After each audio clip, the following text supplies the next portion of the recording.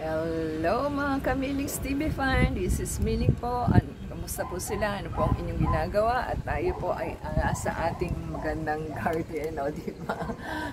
Sana po na nasubaybayan nyo ang beginning ng ating mga pagtatanim. At yun po ang bago nating tray na ating hinihintay. So, yung hindi pa po sila lahat naka-usli na kanilang mga dahon. So, tayo po ay may na-receive na items. At ito po ang Vietnam rose. Yan po ang ating itatanim.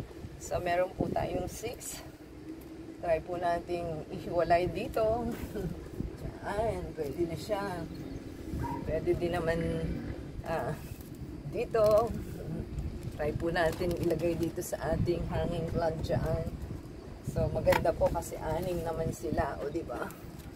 Dalawa, hintayin po natin at ating pong lalagyan. Pwede naman din po dito, depende po kung anong gusto nila. Yan po ang ating Vietnam rose. So, ating pong tanggalin ng isa at ating pong itanim.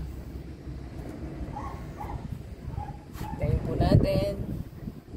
Ayan, tayo po ay nakabukas ng isa at ating po ilalagay sa ating hanging plant at hintayin lang po natin.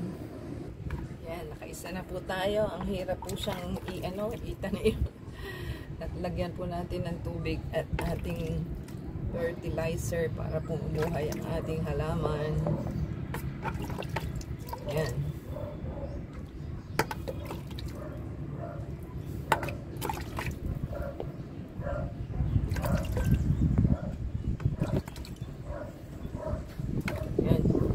Natin ma-drain at hintayin kung yan, hinigop na ng tubig at lagyan po natin ng pebbles kung ano at lagyan din po natin ng fertilizer.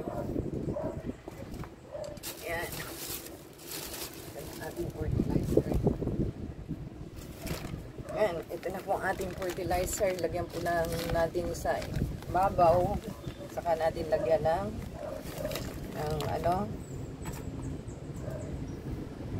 lagyan po natin ng pebbles ba. Yan. Dito lang naman po sa may tabi-tabi, away from the roots. Hinangin. Yan. Yan lang naman po at lagyan natin ng pebbles para po gumanda-ganda, hindi kunin ang ating mga tawag ng soil. Sana mabuhay po siya. Maganda po kasing halaman ito, Vietnam rose. So ganyan lang naman po at tayo po ay may maganda ng halaman. Sana po ay tumubo siya.